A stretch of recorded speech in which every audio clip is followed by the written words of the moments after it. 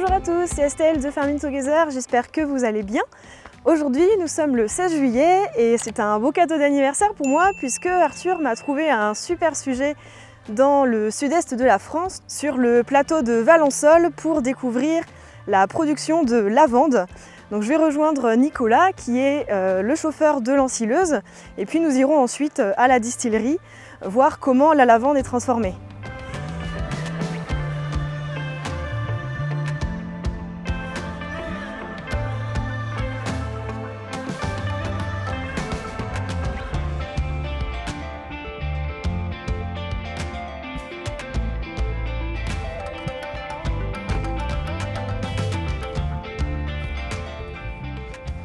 Salut! Salut!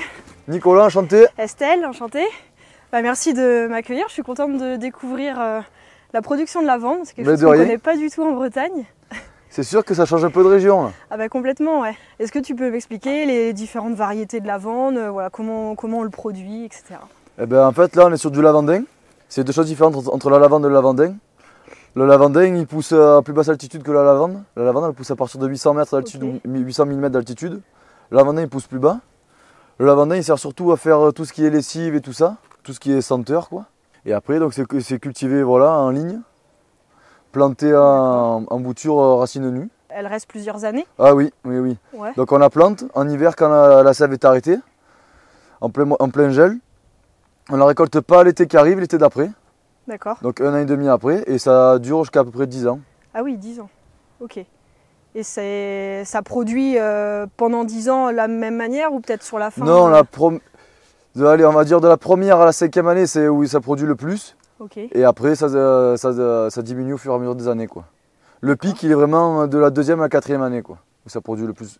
Entre la plantation, la première année et la récolte, j'imagine qu'il y a certainement de l'apport d'engrais, du binage, etc. Ah oui, il y a pas mal d'étapes, quoi. Donc on plante, ouais. Après nous, on n'est pas en bio. Donc on désherbe. Ok. Et après ça, donc pour désherber surtout entre les plants. Et après on fait du binage mécanique entre les rangs. Donc on a des binages derrière le tracteur, 5 rangs. Pour ça, la bineuse on la passe à peu près 5-6 fois par an. Et en fait il y a des griffes sur toute la largeur. Et pour passer sous la plante, il y a des ciseaux qui passent un peu sous la plante, qu'on peut régler l'écartement pour en enlever le plus possible de l'herbe. Okay. Donc ouais, on bine, après on apporte de l'engrais. Avec le X50 on a un indépendant d'engrais Sulky X50. Et combien ça vaut à peu près un hectare de lavande à planter? Donc un hectare de lavande fourni planté, c'est à peu près 1500 € l'hectare, il faut compter de moyenne. D'accord. Et après ça dure 10 ans de manière générale? S'il n'y a pas de maladie, ça dure une dizaine d'années. D'accord. Après s'il y a de la maladie, des fois au bout de 3 ans on arrache tout, quoi. Pour la récolte, ça dure combien de temps, quelle période? La récolte, ça dépend un peu des années, en fonction de la chaleur. On commence toujours à la fin juin, début juillet, jusqu'à la fin août à peu près. Ça dure à peu près, la saison se passe sur un mois.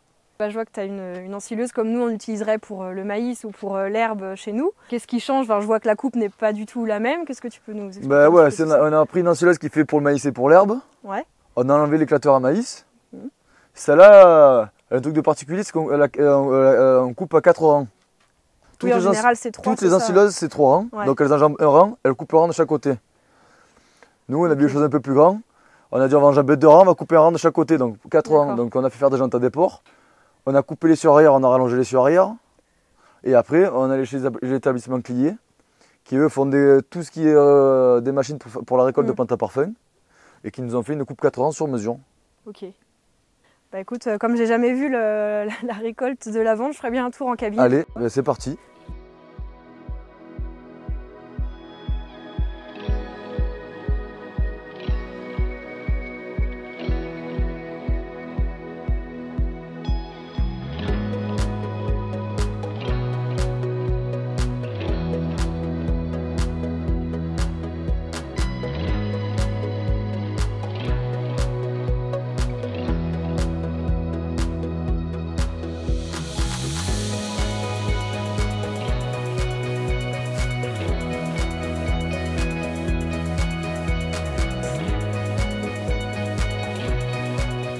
C'est vraiment dommage que par les vidéos on ne puisse pas vous partager les odeurs parce qu'un champ entier de lavande, c'est impressionnant l'odeur même dans la cabine. C'est vraiment chouette. Bon, maintenant qu'on a vu la production de la lavande, direction la distillerie.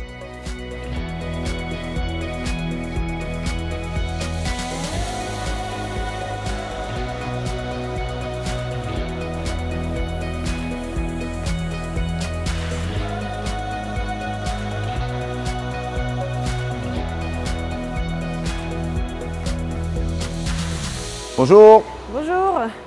ravi de vous accueillir. Merci. J'ai vu du coup la récolte et la production de la lavande, donc là c'est la suite logique. Je vais vous expliquer un peu la distillation. Ça marche.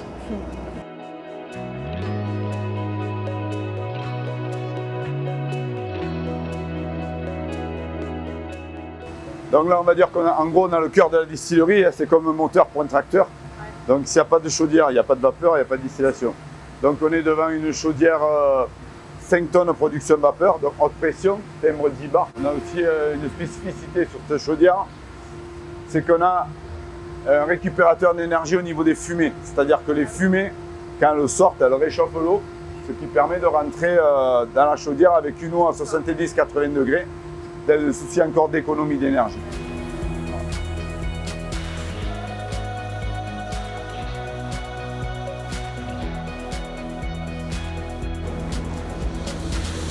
Donc là, on se retrouve sur le poste de distillation ici.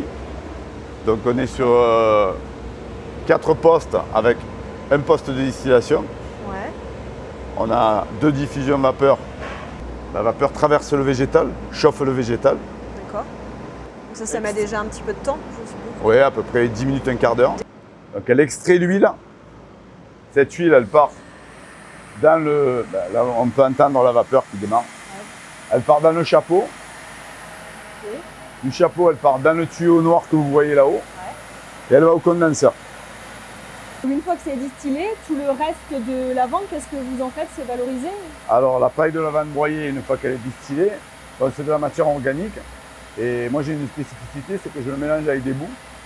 Et je fais un compost normé. Donc de 2 déchets, la paille de lavande et les boues d'épuration, je fais un compost normé qui repart en agriculture. Et qui amène la matière organique et le phosphore à la place de l'engrais chimique. Voilà.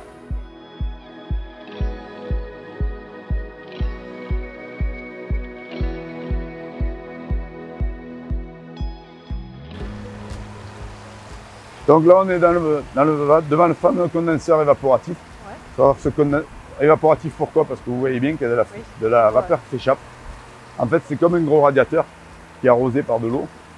Ce qui permet de condenser la vapeur et redevenir huile et eau. Donc vous en avez l'exemple ici. Là vous avez le mélange huile et eau qui sort. D'accord. Voilà. Ah oui, ok, d'accord. Et, ouais, et après ça se retrie naturellement, quoi. Et après c'est l'essentiel qui fait son travail. Ouais. L'huile étant plus légère, elle monte. Voilà. Donc ce condenseur évaporatif, c'est mon père qui l'a inventé en 1995. Donc il n'était pas comme ça, je l'ai remis au goût du jour il y a 6-7 ans.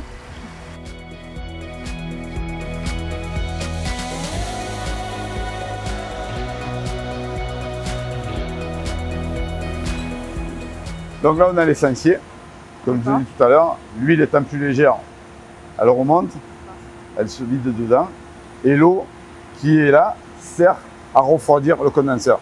C'est-à-dire qu'avec une chaudière de 5 tonnes de vapeur, on a besoin de 5000 litres d'eau à l'heure et pas plus. Alors qu'avant, avec des condenseurs de différentes sortes, il nous fallait en plus de l'eau pour refroidir. Donc là, si on a une chaudière de 5 tonnes avec 5000 litres à l'heure, on est OK, puisqu'en fait, le condenseur ne consomme pas plus que ce que la chaudière produit. Voilà.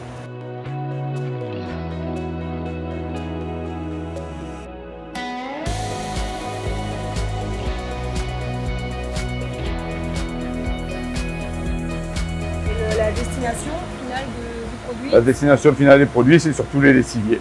D'accord. Voilà. Style soupline lavande. Ouais. Du coup, je vous ai préparé un petit assortiment de nos produits locaux. Ok, bah c'est gentil. Voilà, que vous partagerez avec vos proches. D'accord, bah merci beaucoup. Bah, Voilà. ça fera mon cadeau d'anniversaire. Eh bien, bon anniversaire. Merci en tout cas pour la visite et pour les C'est un plaisir. explications.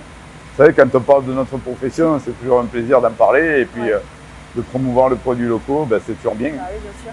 Voilà. C'est bien. Bravo en tout cas pour ce que vous avez mis en place. Ben, merci beaucoup. À bientôt. Allez, au revoir. Voilà, cet épisode est terminé. J'espère que la vidéo vous aura plu. Dites-moi en commentaire si vous connaissiez déjà la production de lavande. Il est temps pour nous de remonter en Bretagne maintenant en espérant qu'il fasse aussi beau là-haut. Je vous donne rendez-vous dès samedi prochain pour une nouvelle vidéo et en attendant, n'oubliez pas de vous abonner à la chaîne pour nous soutenir dans ce projet.